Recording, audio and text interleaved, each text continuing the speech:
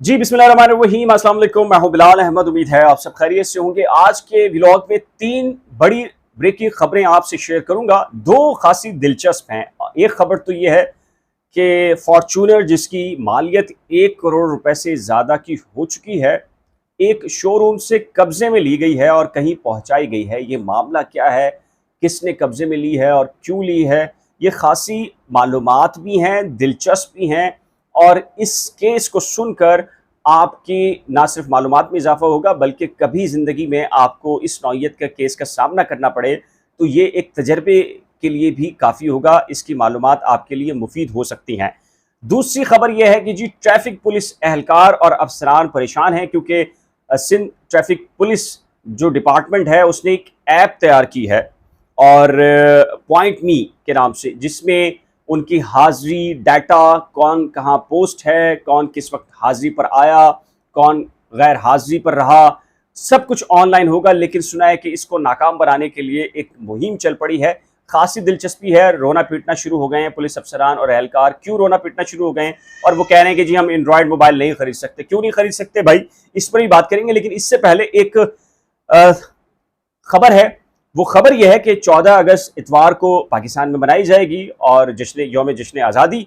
लेकिन आपको पता है कि पाकिस्तान के दुश्मन भी मौजूद हैं और ज़रूरी नहीं कि भारत और भारत की खुफिया एजेंसी रॉ ही बराह रास्त पाकिस्तान के अंदर कोई एक्टिविटी करे।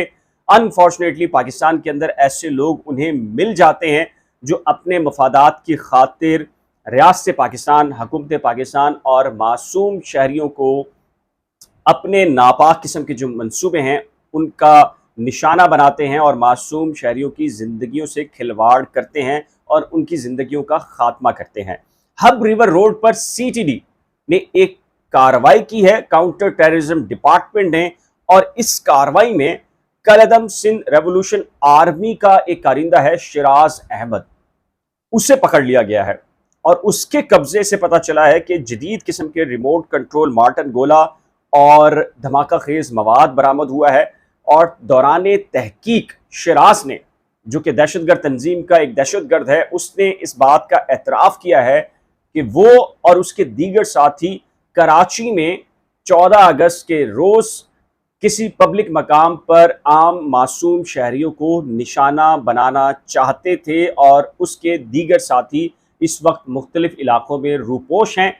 और अब चूंकि शिराज पकड़ा गया है तो अब कानून नाफिज करने वाले इदारों ने जो मफरूर किस्म के मुल्ज़मान हैं उनकी तलाश शुरू कर दी है और ये कहा है कि जल्द ही 14 अगस्त आने से पहले ही उनसे निपट लिया जाएगा और उनको पकड़ कर कानून के मुताबिक उनसे सलूक किया जाएगा। आपके इल्म है कि इंडिया और इंडिया की खासकर जो रॉ एजेंसी है वो पाकिस्तान के अंदर जो अमन का मामला है, बेअमनी का मामला है, उसमें उसका बड़ा हाथ है। और अनफॉर्चुनेटली ये वो कलदम जमाते हैं जो कि माजी के अंदर ना सिर्फ कराची बल्कि पूरे सिंध और पूरे पाकिस्तान के अंदर मुख्तलिफ वाक़यात के अंदर अपनी जिम्मेदारियों को तस्लीम कर चुके हैं। और ये भी बुनियादी तौर के ऊपर वो लोग हैं जो कि भारत और उसकी खुफिया एजेंसी रॉ के हाथों इस्तेमाल हो रहे हैं। और ऐसे नौजवान हैं जिनको मालूम ही नहीं कि उनका बुनियादी कॉज क्या है, लेकिन वो बस चंद लोगों के हाथों बिक जाते हैं और यरगमाल हो जाते हैं और इस्तेमाल हो जाते हैं और उन्हें फिर बाद में एहसास होता है कि उनके साथ किसने क्या खिलवाड़ किया। तो एक तो ये खबर है। तो दूसरी खबर ये भी कि 14 अगस्त है, आप ज़रूर मनाएं। 14 अगस्त पूरे जोशो जज्बे के साथ मनाएं, जोशो जज्बे के साथ इवेंट्स करें, लेकिन एहतियात ज़रूर करें, क्योंकि ऐसे मुल्क दुश्मन किस्म के जो अनासिर हैं वो इस नौयत की कार्रवाई कहीं कर सकते हैं। फिलहाल जो कानून नाफिज करने वाले इदारों के इल्म में आया था तो ये बड़ी कार्रवाई करके उन्होंने इसको नाकाम ज़रूर बनाया है। अच्छा, एक खबर है और खबर यह है कि जी, टोयोटा कंपनी का एक शोरूम है पोर्ट कासिम मोटर्स के नाम से।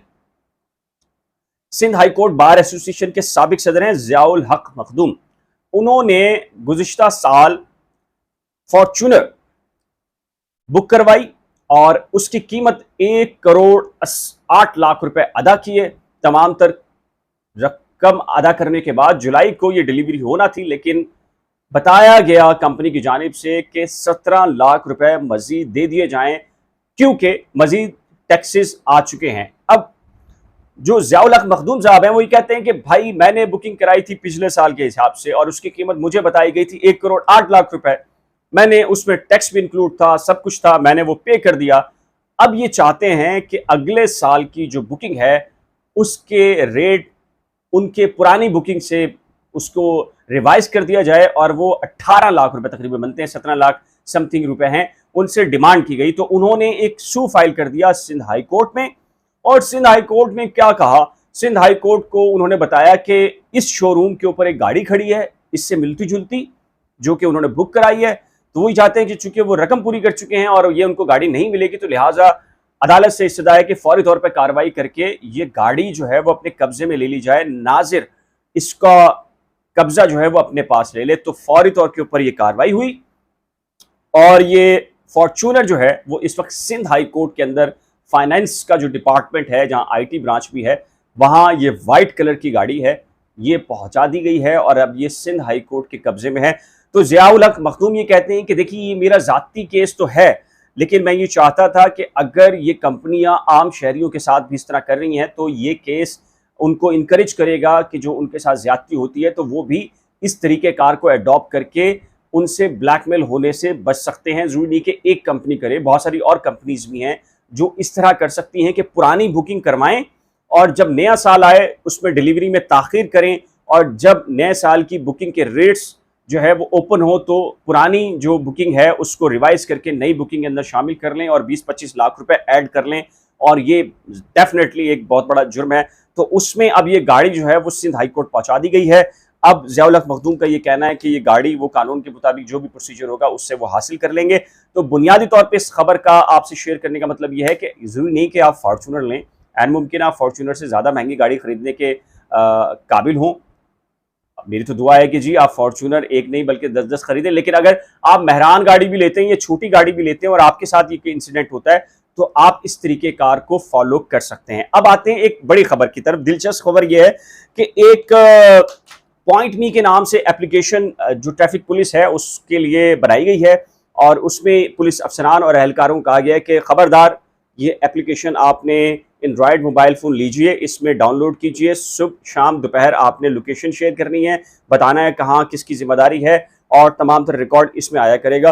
तो अब एक कैंपेन शुरू हो गई है ट्रैफिक अफसरान और एहलकारों की जानिब से। वो कहते हैं कि हम कहाँ से हमारी ताकत है कि हम एंड्रॉयड फ़ोन ख़रीद सकें, तो वो कह रहे हैं कि सिंध पुलिस हमें ही बाकायदा तौर के ऊपर अगर एंड्रॉयड फ़ोन दे तब हम ये कर सकते हैं। बुनियादी तौर पे एंड्रॉयड फ़ोन लेना हर पुलिस एहलकार के पास है, लेकिन एक बात बता दूं मैं आपको, बड़ा अनफॉर्चुनेट है कि तालीमी इशू बड़ा है काबिलियत का कि हेड कांस्टेबल और या पुलिस कांस्टेबल होता है ट्रैफिक पुलिस एहलकार, या वैसे भी वो एंड्रॉयड फ़ोन इस्तेमाल नहीं करते। वो पुराने ज़मानों के लोग हैं जो इस वक्त 40, 50 और 60 की उम्र के अंदर पहुँच चुके हैं, तो उनके लिए बहरहाल एक इशू ज़रूर है। लेकिन ये राह फरार अख्तियार करने के लिए भी कोशिश की जा रही है ताकि वो पकड़ाई में ना आए कि वो कौन सी तारीख को कहाँ पर थे, कब ड्यूटी थी, क्या प्रोसीजर था, सारी की सारा चीज़ें।